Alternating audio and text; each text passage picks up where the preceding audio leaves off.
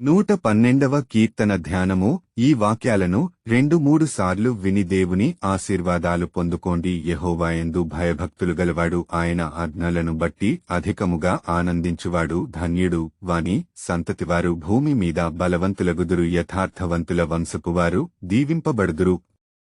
కలిమి సంపదయు వాని ఇంట నుండును, వాని నీతి నిత్యము నిలుచును. యథార్థవంతులకు చీకటిలో వెలుగు పుట్టును, వారు కటాక్షమును వాత్సల్యతయు నీతిగలవారు దయాళులను అప్పిచ్చువారును భాగ్యవంతులు. న్యాయ విమర్శలో వారి వ్యాజ్యము గెలుచును, అట్టివారు ఎప్పుడును కదలింపబడరు. నీతిమంతులు నిత్యము జ్ఞాపకములో నుందురు. వాని హృదయము యెహోవాను ఆశ్రయించి స్థిరముగా నుండును, వాడు దుర్వార్తకు జడియడు.